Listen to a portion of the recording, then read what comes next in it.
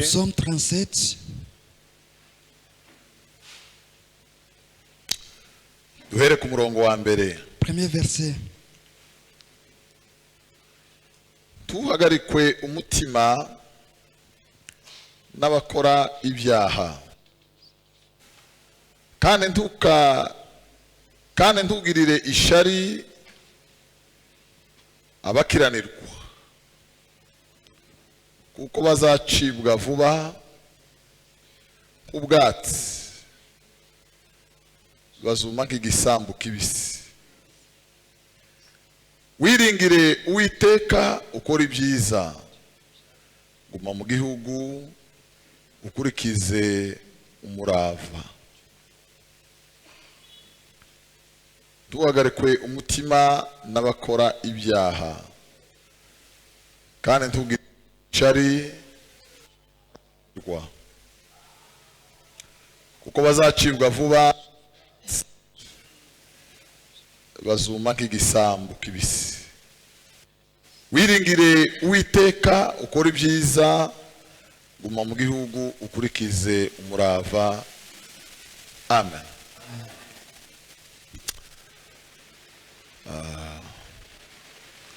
Turaganira gahoro kabisa twitonze. Parler lentement.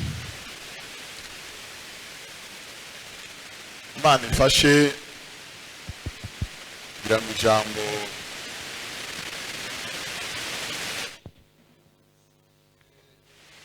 imbaraga wenda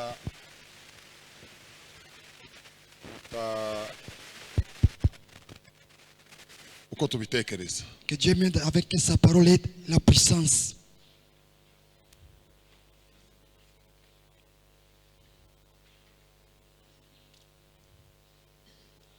Uburyo bwiza bwo kuramya Imana, La bonne manière de louer Dieu.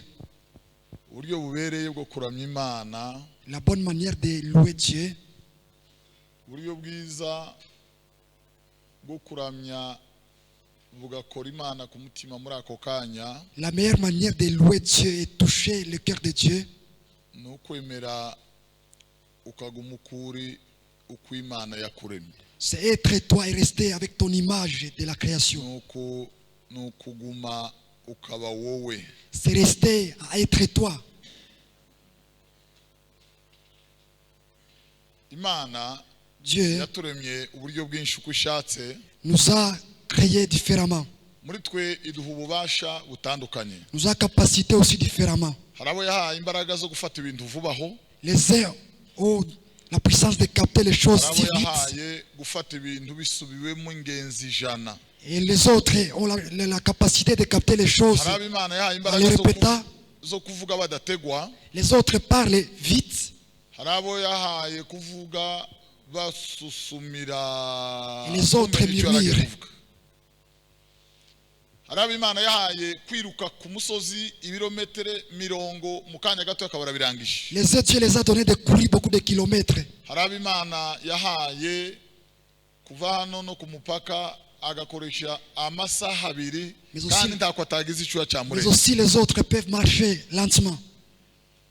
hari abo Imana yahaye kuririmba indirimbo 14 nta ruhasarara. Les autres, Dieu les a donnés à chanter beaucoup de hari abo chansons. Imana yahaye indirimbo imwe ku ya kabiri bakamutabara kera Les autres, yasara Dieu les y'urwara. a donnés à chanter beaucoup. Peu de chansons, pardon. hari abo Imana yahaye igikundiro umubonye wese bwa mbere yumva arimo asunikwa kumugurira ni fanta atamuzi. Les autres, Dieu les a donné la faveur. hari abandi Imana yahaye abantu bakamukunda ariko bamaze kumumenyera, Et les autres, ariko rugikubita bataramumenyera. les gens les aiment au fur et à mesure, ils restent avec eux. ubwo buryo bwose n'ubundi ntabashe kuvuga. C'est les différentes manières. uzawemera kandi unyurwe n'uko Imana yakugize. Il faut les accepter et accepter le vrai toi. uzushimira Imana kuri uko wangize mwana. Il faut que tu adores Dieu pour ton identité. ese birumvikana? byumvikanye? niho tuzobana n'Imana amahoro. Et nous resterons avec Dieu en paix. hari abo Imana Les autres dieux yahaye, les a donnés. bamwe bahaye amazu atari uko bazi igifaransa cyane, beaucoup de maisons, abandi barakimenya ariko barayabura amazu. les autres connaissent les français mais abandi sans bamaze maison, imyaka 20 ntibaragira abana, les autres sont stériles, abandi bamaze imyaka 3 bashatse bafite abana batatu. les autres ont d'enfants, beaucoup d'enfants. Ndagira ngo mbabwirire ijambo wa Kristo. Je vais vous parler ainsi, chrétien. Udushimira Imana uko yaguhitiyemo. Il faut remercier Dieu pour ce que tu es. Bamwe bashatse abagabo babagwa neza, Les uns ont des bons maris, abandi bashatse abagabo ibo nibo bazabategeka, abagore nibo bazababwira. mais les autres ont des maris qui sont méchants. Abandi bashatse abarangi batarabaho. Ils ont des maris qui sont méchants. Kuri uyu wampaye mwami Imana, Il faut dire que c'est lui que tu m'as fait, Dieu, izina ryawe ryubahwe. que ton nom soit sanctifié. Kuri uyu mudamu wampaye mwami, La femme que tu m'as donnée, Dieu, izina ryawe ryubahwe. que ton nom soit élevé. Harabumvaga bo babarebare cyane, Les uns savaient qui pouvaient être élancés, bararesha nanje. mais ils sont moins élancés. Abandi bumvaga wenda bo bakwihinda bakaba bagufi, Les autres pensaient qu'ils seront courts, ariko byaranze ni santimetero zingahe nanje sinzi 190. mais ils sont les plus élancés. Ndagira ngo mbabwire, Je vais vous niba dire, hari ikintu gikunda Imana, s'il y a une chose qui touche le cœur de Dieu, no kuza imbere y'Imana n'umutima unyuzwe ukuri, c'est être satisfait ukazana umutima unyuzwe. et venir devant Dieu avec un cœur satisfait. Abantu bahora baje impaka zo kurwana ngo bahindure uko Imana yabagize, Les gens se querellent pour changer leur identité. kandi Imana yakugize uko Et Dieu uza qui kuyinezeza t'a bitara. créé ainsi, tu dois Niba hari accepter. ibintu biza bigera imbere y'amaso y'Imana, S'il y a des choses qui arrivent devant ni Dieu, wewe bwite imbere y'amaso y'Imana, c'est ton identité. ni wewe bwite imbere y'amaso y'Imana. C'est ton identité. Nicyo gituma C'est pourquoi kwigira inzobe nirabura ntacyo bimaze. changer ton peau n'a pas de... Kugenda nka runaka nkare kuko naremwe ngo guheshe data icyubahiro bishaka, Imiter la marche n'est pas nabyo ntacyo bimaze. important. Kureka kuririmba nkanje nkaririmba nka runaka nabyo ntacyo bimaze. Chanter comme une autre personne Undi kuvuye ku n'est pas Mana aussi important. ni ibitekerezo byuzuye kurushanwa nirari biteye kuririmba nka runaka. Ce sont les pensées qui nous égarent seulement. Bwana sifiwe. Amen. Kubera izo mpamvu C'est pourquoi Biblia iravuga la Bible dit, ngwiye kubaha Imana bivanze no kugira umutima unyuzwe, si obéir Dieu est mêlé avec un cœur ngo bivamo satisfait, inyungu nyinshi cyane. ça produit beaucoup de bénéfices. Ntacyo twazanye mu isi Nous n'avons pas apporté aucune chose sur la terre kandi ntacyo tuzayikuramo. et nous ne tirerons aucune chose sur la terre. Aha rero Dawidi aravuga amakuru Et David dit la nouvelle abwira abizera, aux fidèles. aravuga ngo ntukagire umutima uhagaze kubw'abanyabyaha, Ne tirez pas contre les méchants. ntukagirire ishari abakora ibibi, N'envie pas ceux qui font le mal. dore ngo bazuma nk'igisambu kibisi, Ils sont fauchés aussi vite que l'herbe. bazuma nk'igisambu kibisi. Ils seront fauchés comme l'herbe. Wiringire Uwiteka Imana yawe, Confie-toi à l'Éternel ugume mu gihugu, et pratique les biens. nawe Et lui, azaguha umugisha. il va te bénir. Iki nicyo ngiye kubabwira gitoya dusenge. Je vais vous parler ainsi et nous allons prier. Niba hari ibintu bizira muri iyi si, S'il y a des choses mauvaises dans ce monde, niba hari ubupfapfa tugira tutazokira muri iyi si, s'il y a l'ignorance dans ce monde, ni umunsi tuzotekereza ko umunyabyaha aguwe neza, c'est le jour où nous penserons que le méchant est en bon état. ni umunsi tuzonyura mu wiwe twabona amasafuriya n'ibirahure, amasahani n'akabati, En voyant sa richesse umutima ukatubwira ngo muno ngo baguwe neza. et que le cœur nous trompe qu'ils sont bien. Nta kindi kizoba kitubwiye icyo, C'est pas une autre chose. ni ubuyobe n'umwuka wa antikristo ngo turwanye Imana. C'est l'esprit de l'antichrist. Bibiliya akanwa k'Imana iravuga La Bible dit, ngo nta mahoro y'abanyabyaha. il n'y a pas la paix pour les méchants. Duheze si cyubahiro. Amen. Bwana asifiwe. Alléluia. Haleluya. Alléluia. Biblia iravuga La Bible dit, ngo nubwo umubona aseka même si tu les vois en train de rire, ariko ngo mu mutima we harimo umubabaro. mais dans son cœur, il y a l'amertume. Mu mutima we afite intimba atazokira kuri. Il a beaucoup d'affliction. Ukombara umutima w'umupagani n'umukristo numara wumva ikigira Il agaciro. faut comparer le cœur d'un chrétien et d'un païen. Mu mutima w'umupagani Le cœur d'un païen, harimo Satani, il y a Satan dedans.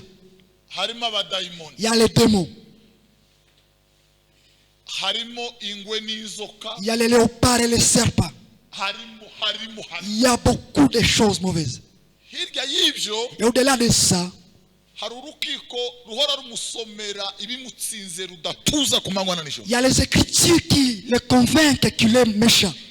Biblia iravuga La Bible dit, ngo niba ntacyo imitima yacu si nos cœurs iduciraho urubanza. ne nous condamnent pas, Bwana asifiwe. Amen. Bwana asifiwe. Gloire à Dieu. Haleluya. Alléluia. Niba muzamubona abanyabyaha batinya igitaramo kirimo imbaraga Si vous z'Imana. voyez le méchant avoir peur de la veillée, Igitaramo banga. il ne haïsse pas la veillée. Niba muzamubona banga runaka. Si vous voyez Si en train de haïr quelqu'un, c'est pas lui qui haïsse. Non, non. Biblia iravuga La Bible dit, ngo banga ikibibutsa urubanza igihe cyarwo kitaragera. il haïsse la chose qui peut les rappeler le jugement. Iyo uhagaze imbere yabo ufite Imana. Si tu te tiens devant elle et à Dieu, Ijambo rivuye mu kanwa k'umukiranutsi w'Imana. la parole venant d'un juste de Dieu. Biblia iravuga mu gitabo cy'Abaheburayo La Bible dit en hébreu, ngo n'inkota ityaye ikebera mu giyombi. c'est une épée à double tranchant. Riza rivogera rikinjira mu mutima. Perce dans le cœur. Duheze si cyubahiro. Amen. Haleluya. Amen. Iyo ryinjiye Quand elle pénètre, ntazabasha kuryihangana. elle ne peut pas supporter. Ntazabasha Il ne kuryihangana. peut pas supporter la parole. Un païen. Ntazabasha Il ne kuryihangana. peut pas la supporter.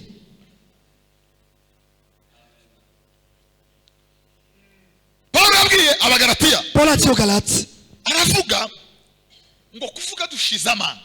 parlez avec assurance. Kuvuga dushize amanga Parlez avec assurance. ngo ni ikimenyetso cy'ubugingo bw'Imana bukorera muri twe. C'est un signe de la vie de Dieu qui œuvre à nous. Ariko ngo kuvuga dushize amanga kubarimbuka Mais parlez avec assurance pour les ngo ni gens qui périssent. furu bategereje. C'est la punition de la mort. Amen. Iyo tuvuga dushize amanga Quand nous parlons avec assurance, ngo bibahamiriza urupfu rubategereje. ça témoigne pour eux la mort qu'ils attendent. Iyo turirimbana umutima umwe gusa Quand nous chantons avec un cœur ngo unique, biguma kubahamiriza urupfu. nous les témoignons le jugement. Biblia ivuga C'est pourquoi la Bible dit, ngo turi impumuro ya Kristo. nous sommes l'odeur de Christ. Amen. Kubaraga ubugingo turi impumuro ya Kristo. Pour les héritiers de la vie. Uzubahagarara imbere ba ubugingo bugahumura. Quand tu te tiens devant eux, l'odeur de la vie. Kubarimbuka Et pour les Biblia iravuga gens ngo qui turi périssent, impumuro y'urupfu. nous sommes l'odeur de la mort. Turi impumuro y'urupfu. Nous sommes l'odeur de la mort pour les gens. Amen. Iyo ubugingo buri mu Mana. Quand l'âme est en Dieu, Ese turi kumwe? sommes-nous ensemble? Turi kumwe? Biblia iravuga La Bible dit, ngo nta mahoro il y'abanyabyaha. n'y a pas la paix pour les méchants. C'est impossible. Wenda Peut-être, uzoruha rimwe uhendeke tu vas être utekereze pervers. ngo none umunyabyaha aguwe Tu neza. vas penser que le méchant est en bon état. Utekereze ngo none umunyabyaha ameze neza. Qu'il est erré, le méchant. Biblia iravuga muri Zaburi ya 34 La Bible dit en psaume 34 igisure cy'Imana que, ngo kiri ku nkozi z'ibibi. Haleluya. Amen, Imana nyiribihe data wa twese Dieu est tout puissant, uru ruhande rw'Imana la force de Dieu ngo izibarebane igitsure est contre les méchants, ngo imareho kwibukwa kwabo. en fait qu'il les extermine. Ariko abakiranutsi Mais les justes ngo bazashisha nk'umukindo, seront élevés comme un palme bazashirwa hejuru nk'umwerezi w'i Lebanon. et comme un olivier. Haleluya. Amen. Batewe mu bikari Ils by'Imana sont plantés dans la cuisine. ngo bazakura ibitoto n'amakakama. Ils vont grandir avec.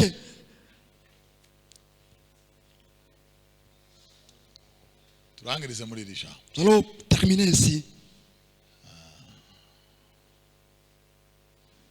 Mukajya mutekereza Il ne faut pas penser ngo mugeraho mwifuza inka z'umunyabyaha et vouloir avoir les vaches des méchants. kandi tukaza wifuza poste afite aho ariho hose. Ne désirez pas son poste. tukaza wifuza inzu y'umunyabyaha. Il ne faut pas désirer sa maison, la maison du méchant. Uze haba n'ikoti ry'umunyabyaha. Même un veste du méchant. haba n'urugo. Sinzi kubwire gute. Amen. Bibiliya yavuze ngo tukagirire ishari abanyabyaha. Ne tripe pas contre les méchants. tukabatekerereze ikintu bihorere. N'envie pas les méchants.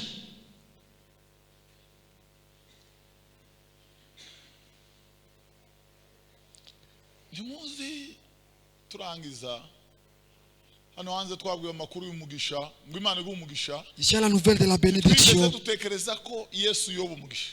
Sans penser que Jésus est la bénédiction. dutekereza icyo dutahana. Nous pensons les biens matériels. Umuntu akabongeye kuguhesha umugisha akaguha igihumbi Et quelqu'un te bénit avec 1000 francs, cyangwa idolari 150 ou 100 dollars, 50 dollars.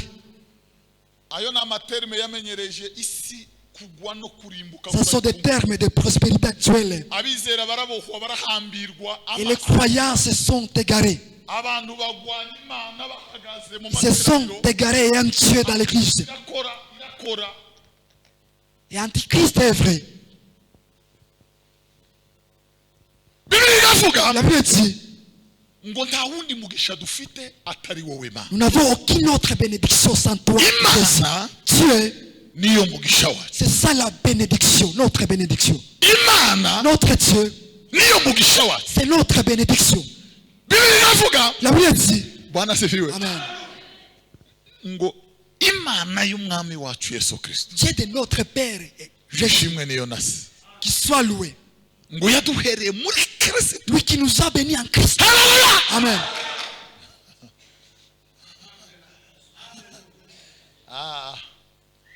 Katika Tumebarikiwa hata mwisho.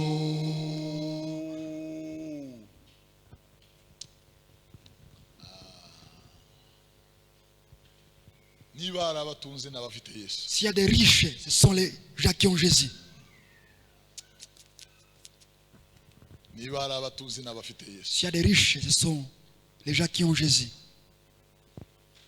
Yesu Jésus, Yesu Jésus, bakristo chrétien, Yesu. Jésus. mushake Yesu. Cherchez Jésus. mushake Yesu. Cherchez Jésus. ibi bita umugisha hano hanze. Les gens qu'on appelle la bénédiction bita ici dehors, umugisha uzumva amateme ngo ni igiterane ngo cyo kugaruza ngo ibyacu byanyazwe. Nta byanyazwe. c'est pas les choses kuko qui ont été turabahoza captives. ibyacu ku Mana. nta bibosha Imana En disant qu'elles sont des croisades et des délivrances. Amen.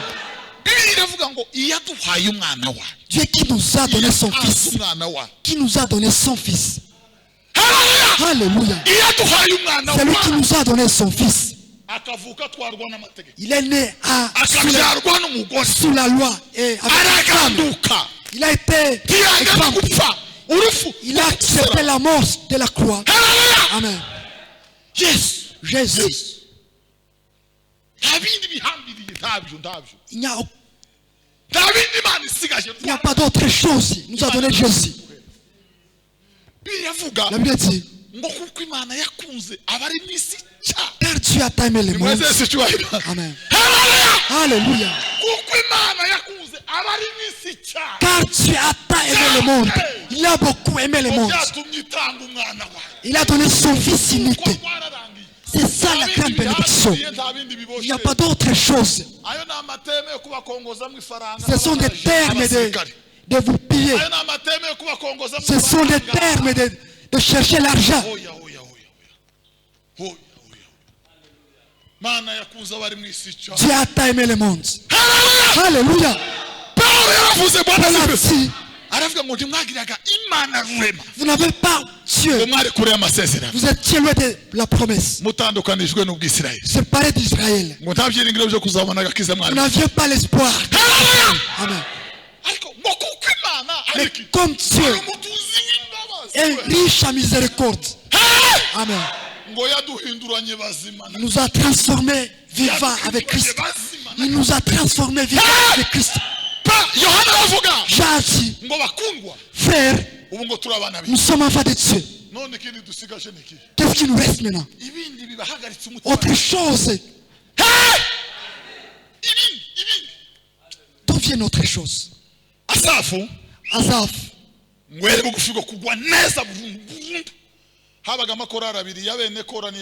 y avait des chorales.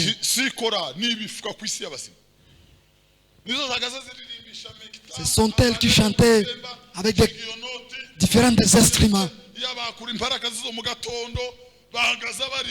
Ils chantaient beaucoup, ils chantaient. Et Dieu s'est réjoui. Et Asaph, maintenant, il a pensé les afflictions qu'il a. Il a pensé aux guerres qu'il a. Il s'est souvenu des souffrances.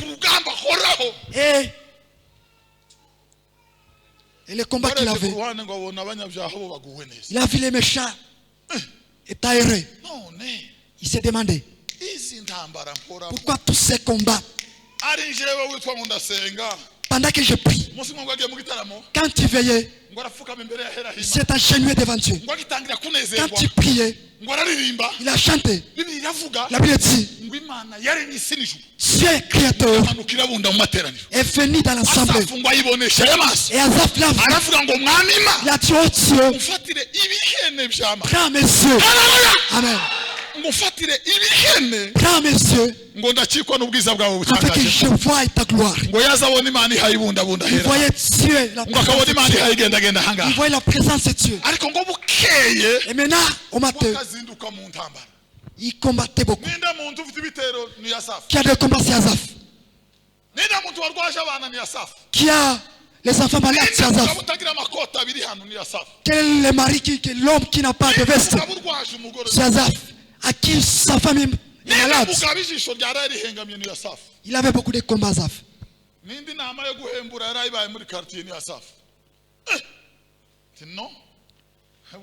Amen. Alléluia. Il a dit, j'ai eu un cœur troublé pour les méchants. J'ai passé leur vie à ma vie.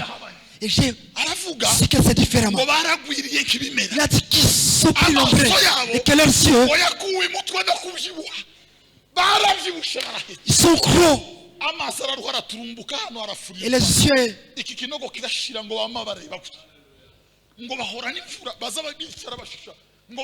ils sont bien, ils sont en bonne santé.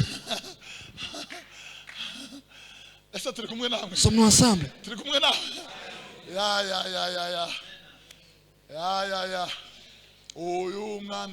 Ijaninde babzawe numukene ora fitama rochinga kukwicumbi ryauze. Bwana asifiwe. Amen. Yes. Jésus bamubyariye mu muca mu musozi. On l'a enfanté sur la montagne, dans la crèche, dans le pierre. Les autres enfants naissaient dans des villas, dans des maternités. Les gens ont dit, le créateur, c'est celui qui est transformé en petit. Il est devenu petit, le créateur. Raso. Amen. Raso chane.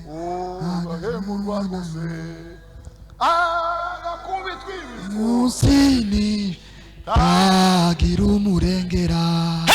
Alléluia. Toutes ces souffrances, Jésus les a subies. Jésus portait la croix et les autres étaient en paix. Il faut te demander le pourquoi de tes souffrances. Tu pries beaucoup, mais les autres qui ne prient pas sont répondus. J'étais tout prêt à tomber. Amen. Quand je vois la vie des méchants, amen. Il a dit, même leur mort, ils n'ont pas les souffrances. Amen. Il parle jusqu'au coucher du soleil. Les langues, ils ne sont pas peureux dans ce moment. Ils sont paisibles. Puis il a demandé Dieu. Il a dit pourquoi Dieu? Dieu. Nous, les chrétiens. Comment c'est pourquoi? Je me souviens d'un homme qui est écrit par Rick Warren. Il était un vieux.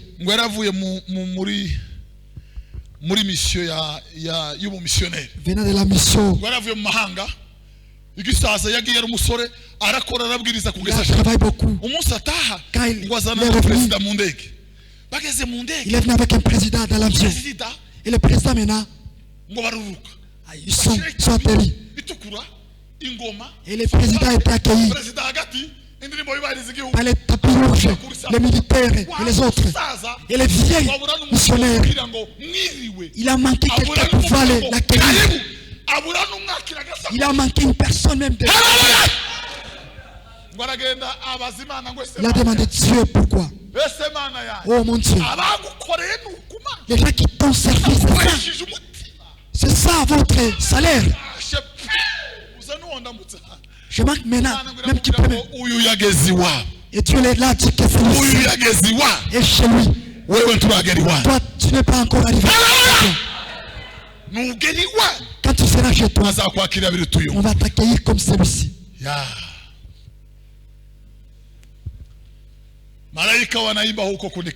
Les anges chanteront pour nous accueillir.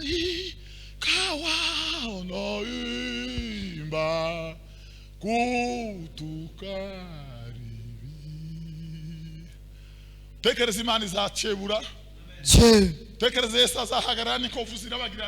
Et Jésus sera présent. Les anges seront présents. Ils vont voler. Voler.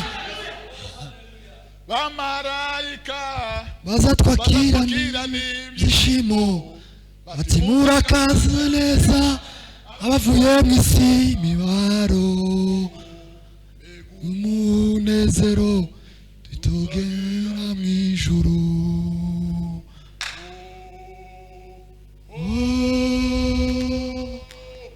Amen. Il ne faut pas envier les méchants ici aux petites barrières. Qu'on ne m'a pas accueilli dans l'église de Cornerstone. Et tu commences à envier les autres. Nous n'avons pas encore été. Le tien est prêt. Tout le monde. Ils sont bien témoignés à cause de leur foi. Ils n'ont pas encore reçu leur récompense. Dieu a prédestiné une chose. Ils ne seront pas accueillis. Ils ne seront pas accueillis à notre présence. Amen. Ils ne seront pas accueillis à notre présence. Tu es comme Asaph. Tu as beaucoup de souffrances et de problèmes pendant que les autres s'épuisent. Tu penses les maladies que tu as, les afflictions, les pleurs. C'est triste.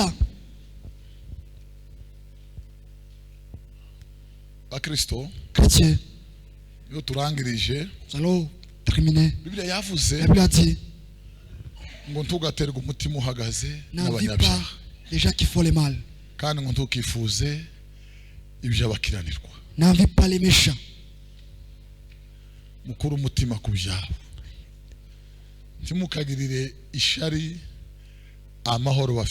faut pas envier les choses des méchants. Il ne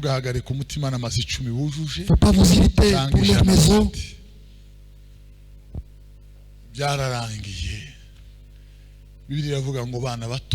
Petits enfants, ne vous troublez pas. Dieu a prédestiné de vous donner les royaumes.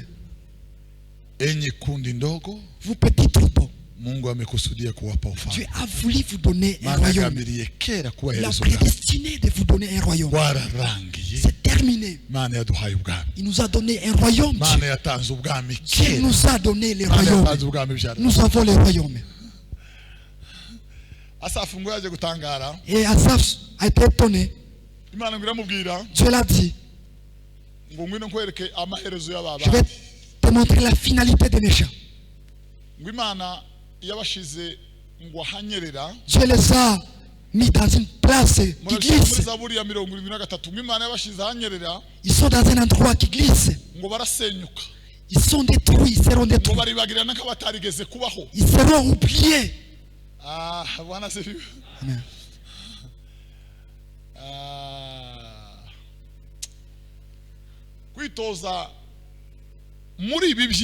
S'exercer dans les choses de Dieu a beaucoup d'importance dans l'état présent, dans l'état à venir. Non. Ça a de valeur aujourd'hui. Non, c'est ça de valeur demain. Les choses que nous voulons derrière, que c'est la bénédiction.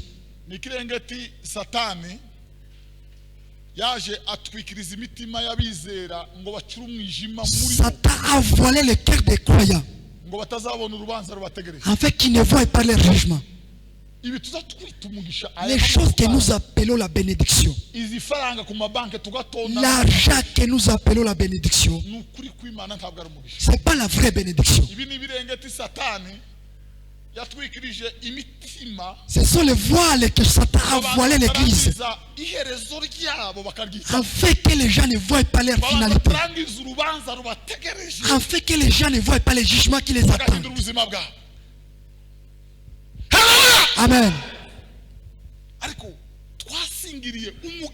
Mais nous avons la bénédiction incroyable et sondable. Nous avons eu Jésus. C'est ça l'unique bénédiction que nous avons. C'est ça la grande bénédiction que nous avons.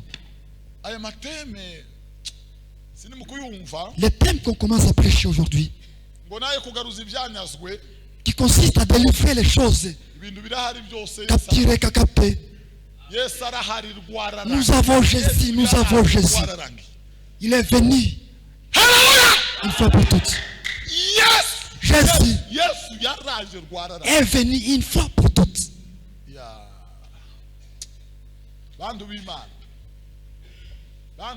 Frère, Philippe a demandé à Jésus que les Grecs te cherchent. Jésus l'a dit en Jean 12. Pourquoi il me cherche avant mon temps? Quand je serai pendu, dit Jésus, il va attirer toutes les nations. Le chanteur dit, va à Golgotha, où Jésus est. Amen. Yes! Jésus, Yes! Jésus, Yes! Jésus, Aïe, aïe, aïe, aïe. Yes, oui. Jésus. C'est terminé. Il est présent. Il n'y a pas de choses qui sont liées. Jésus les a déliées. Dieu a donné son fils unique. Il a donné Jésus. Il nous a donné Jésus. C'est terminé. Il n'y a aucune autre chose. C'est terminé. C'est ça la vérité de Dieu. Dieu nous a donné Jésus. Si nous vivons, si nous mourons, Dieu nous a donné Jésus. C'est terminé. Yes, atakutosha. Jésus va te satisfaire. Atakutosha kwa mahitaji yako elfu. Amen. Pendant que Paul s'est dirigé à Damas, avec l'épée, avec l'armée, et un cortège, avec les lettres, il s'est raté en arrivant au chemin. Il a entendu la voix. Il a dit Saul, Saul. Il a tout mis. Il a dit, Qui es-tu, roi, en fait que je te crois? Et ça, il a rencontré Jésus.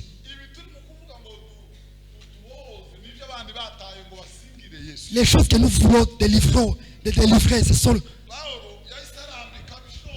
Paul a tout laissé. Il a dit ce qui était mon guet. Amen. Je les vois comme la perte. À cause de la richesse se trouvant en Jésus.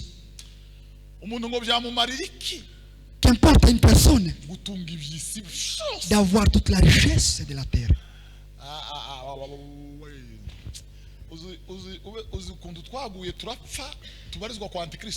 Nous sommes les suiveurs de l'Antichrist. On ne voit pas les titres de pasteur selon la puissance du Saint-Esprit, mais on voit selon les parcelles et la richesse. Les écoles et la voix. Et on commence à mesurer l'onction. Et on commence à juger mon pasteur.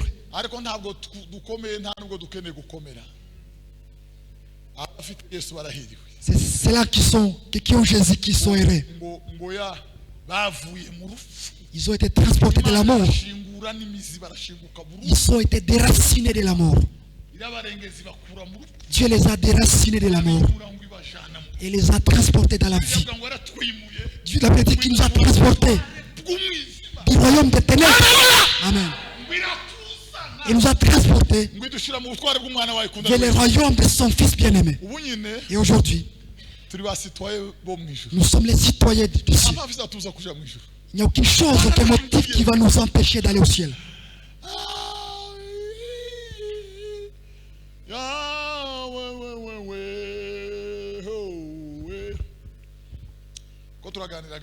Nous sommes en train de parler lentement. Il y a les gens qu'on appelle des stars. Ils ont beaucoup d'argent. Ils ont des taches. Ils ont des tatouages. Les gens commencent à envier le Messie, à envier l'argent de Messie. Avant de les envier, il faut penser aux chaînes de Satan. Il faut penser aussi Jésus. Envier Jésus. Jésus est suffisant. Jésus. Jésus. Si vous voyez les pasteurs en train de terrasser les autres, j'ai vu au télé les croyants qui mangeaient la braise, les chrétiens qui mangeaient la braise et la cendre. Ce n'est pas les œuvres de Dieu. L'œuvre de Dieu est unique.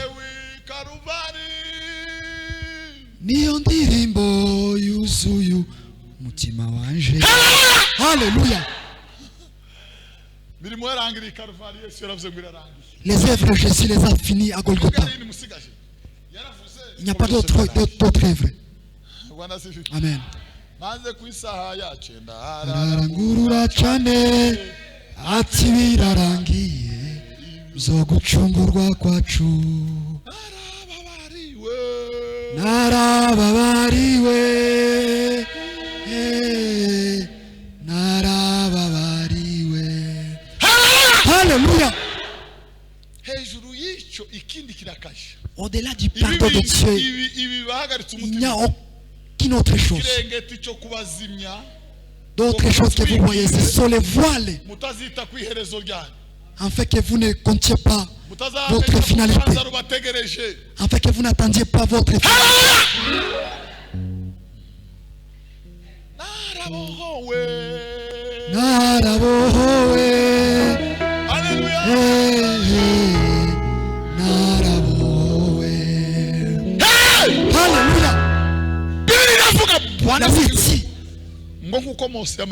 Comme Moïse a élevé les êtres au désert. Comme Moïse a élevé les êtres dans le désert. C'est ainsi que le Fils de l'homme sera élevé, sera pendu. C'est ainsi que le Fils de l'homme sera pendu sur l'arbre. Celui qui compte les croix, il va avoir la vie éternelle. La vie, les maisons n'ajoutent rien à la vie. Jésus a trop riche. Gardez-vous. Et sachez que la vie de l'homme n'était pas sa source de la richesse qu'il a. La richesse n'ajoute rien à l'âme. La vie qui est sa source. Dans la crèche. Et la vie a été crucifiée. La vie a saigné. La vie a été dénouée. Ah oui. Et Marie a pleuré abondamment. Le deux Marie. Quand tu voyais la vie et la nudité, elles ont pleuré abondamment. Jésus leur a dit, ne pleure pas pour moi. Femme, ne pleure pas. Femme, ne pleure pas pour moi. C'est ça la vie, c'est Jésus. Jésus. C'est ça la vie que nous te disons. Il a tout fini, il a tout accompli, Jésus.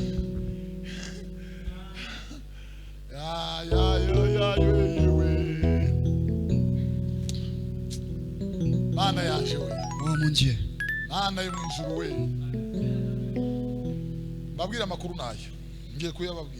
Je vais vous dire une nouvelle. En vérité,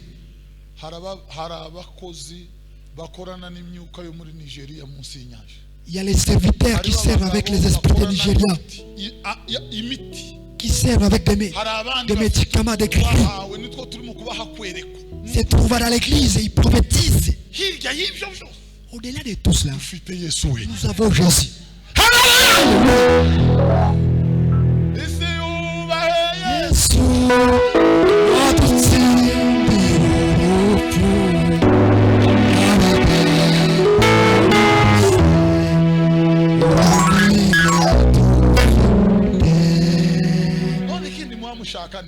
Autre chose que vous désirez. Quelle est la chose que vous désirez encore, qui vous cause à pleurer? Dieu change l'histoire. En fait que Dieu arrange le verre cassé. En fait que le monde respecte qui a vaincu la mort. Qui a vaincu la mort. Être ami de Jésus suffit.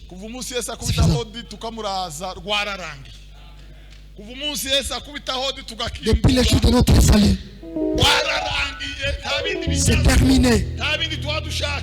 Ne cherchons pas d'autre chose.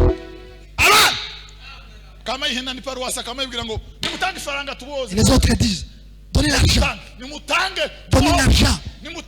Donnez l'argent pour vous délivrer. La bénédiction est unique. Amen. Alléluia. Gloire à Dieu. La bénédiction est unique. Dieu est notre Père. Qu'il soit loué notre Père. Qui nous a bénis en Jésus. Amen. Toute forte de bénédiction. Toute forte de bénédiction. Toute forte de bénédiction. C'est fini, nous avons la bénédiction. C'est réjouir dans l'église, c'est la bénédiction. Avoir Jésus, c'est la grande bénédiction.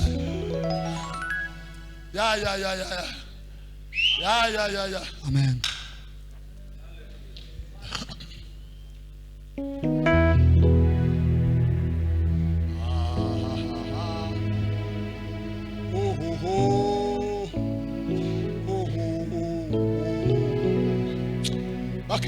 Chrétien,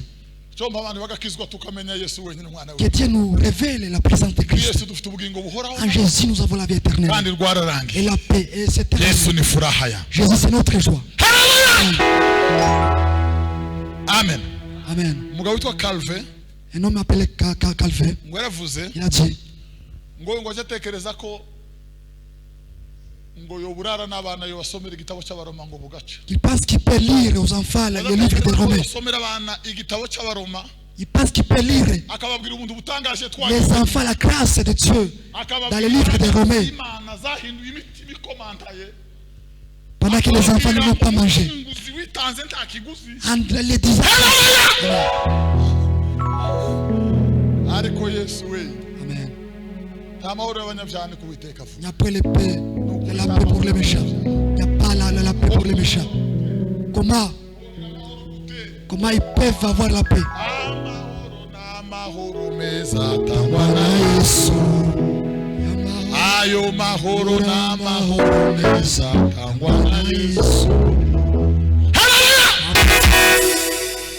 Amen. La paix.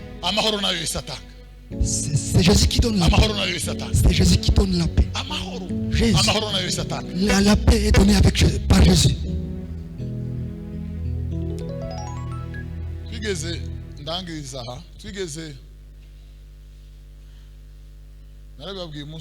Je vous ai parlé une histoire la fois passée. On enviait la prophétie.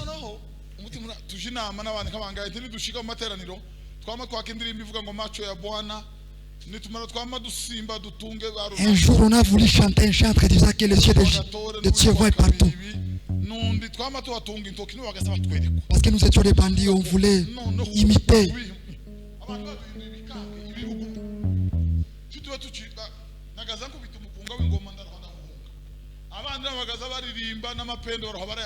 On nous a chassés à cause de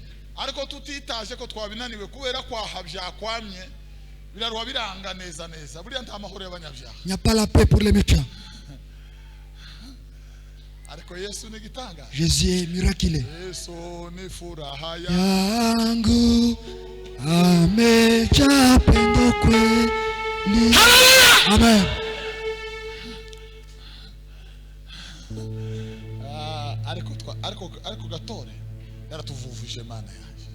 Il y a un frère qui nous a. Il nous voyait pendant que nous étions dehors. On a fuyé les veillées et d'autres œuvres que nous avons dans l'église. J'étais un conducteur.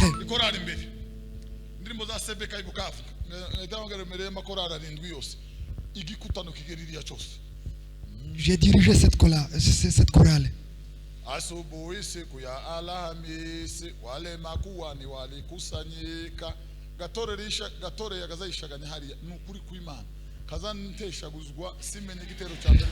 Et les petits bouchers, j'ai commencé à murmurer.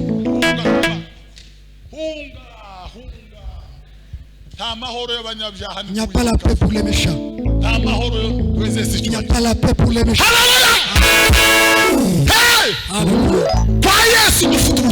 Nous avons la puissance et l'autorité en Jésus. Quand nous croyons ce qu'on a, comme il nous les a dit. Chez Jésus.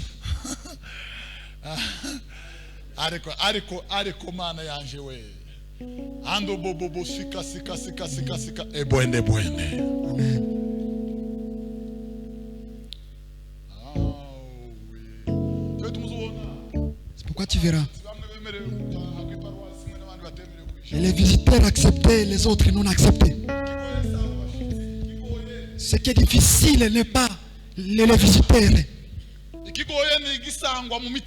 Mais c'est la chose se trouve dans les cœurs des membres.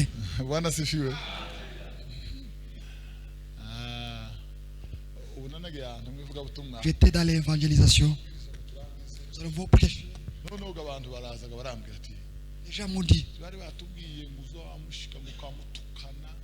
On nous a dit que tu injures les gens. On savait que tu vas nous injurier. Mais comment je peux injurier les gens? Il disait que m'ont demandé de rester là-bas.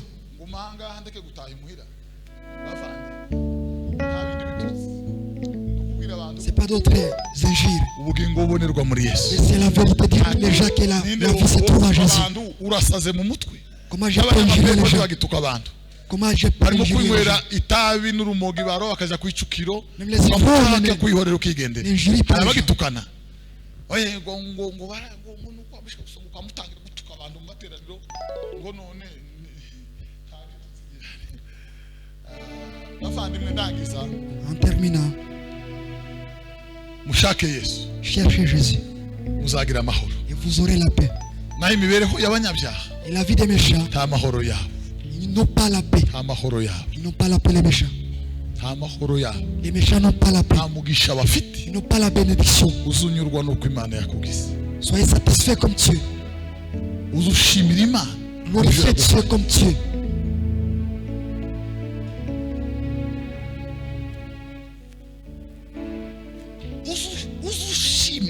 Il faut dire merci à Dieu pour celui que Dieu. Et tu dois louer Dieu à cause de ça. La vie. Asaph a dit, Dieu l'a montré la finalité des méchants. Quand Dieu les a placés dans un endroit glissant, ils ont été détruits. Ils ont été détruits. Ils sont finis. Et la Bible a dit, ils seront flétris comme l'herbe. Ils seront flétris comme l'herbe. Mais le juste, il sera élevé comme un palme. Il sera élevé comme un palme. Il sera paisible aussi. Il n'y a pas d'autre chose que nous devons délivrer. Soyez délivrés dans lesquels est réservé Jésus. D'autres choses sont finies. Jésus a tout fini. Kwa maana jinsi Mungu aliupenda ulimwengu. Kwa maana jinsi Mungu aliupenda ulimwengu. Akatoa mwana wake Yesu atuokoe ili kila mtu aaminie awe na uzima wa milele. Ili kila mtu aaminie awe na uzima wa milele. Uzima wa milele. Yeye Bwana Yesu.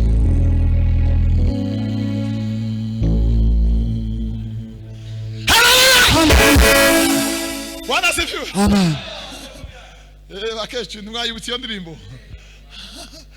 Ya. Oh. Amen. Gitangaza cyarabaye ngo baba marayika bamenyesheje abungeri cyabonetse. Les anges ils ont dit au berger. Les miracles s'étaient produits. Gitangaza cyabaye mu isi. Amen. Yes. Jésus.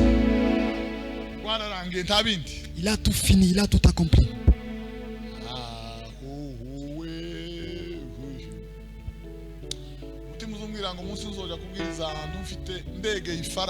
Mon père me dit que le jour où je prêcherai en enviant l'argent,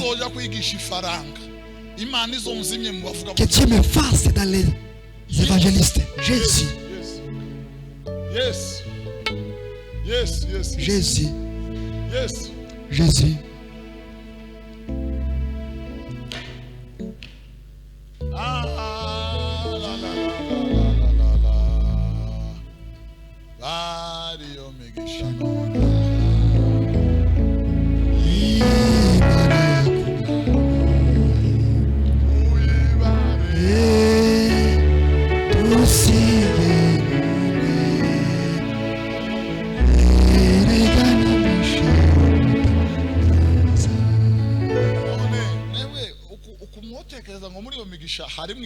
Parmi ces bénédictions, il y a des matériels. C'est être inscrit dans les livres de la vie. C'est la bénédiction unique.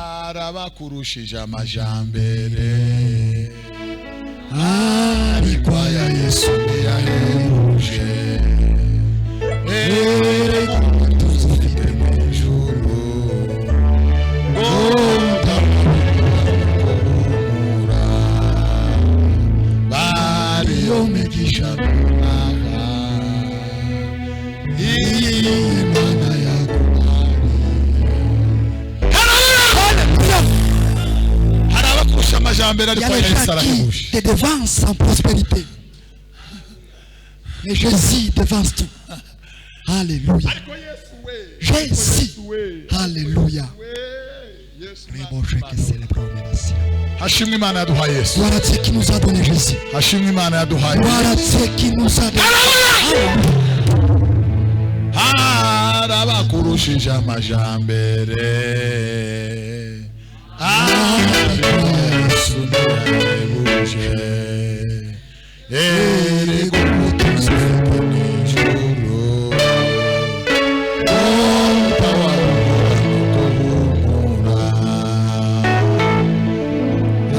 Oriyo migisha nonaha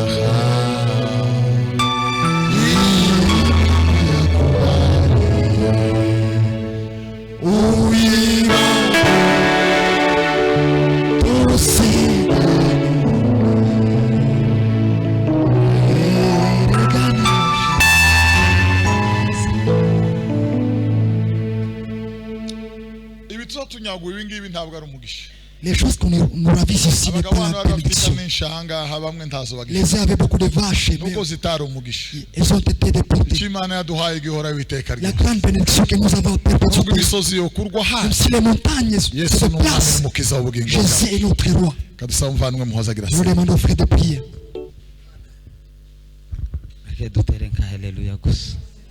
Bwana sifiwe.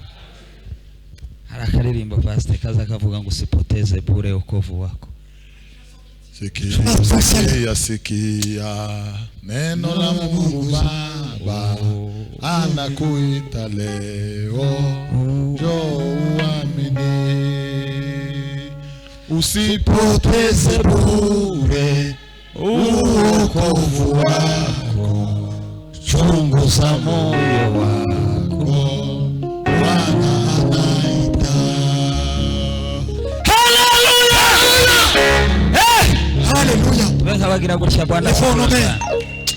Hallelujah. Hallelujah. Bwana pewe sifa sana. Hallelujah. Oh hallelujah. Hallelujah. Bwana sifiwe sana. Gloire à Dieu. Abantu muzamugira ngo none ijuru ntiribaho. Le ciel existe réel. Bwana pewe sifa. Amen. Ijuru ririho.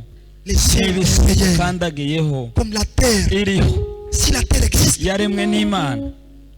Kandi iyo Mana. Et que Dieu niyo yakuremye. Qui t'a créé. Kandi niyo yaremye n'ijuru. Créé le ciel aussi. Ijuru ry'Imana rirahari. Le ciel est réel. Kandi tuzoja mu ijuru. Et nous irons au ciel.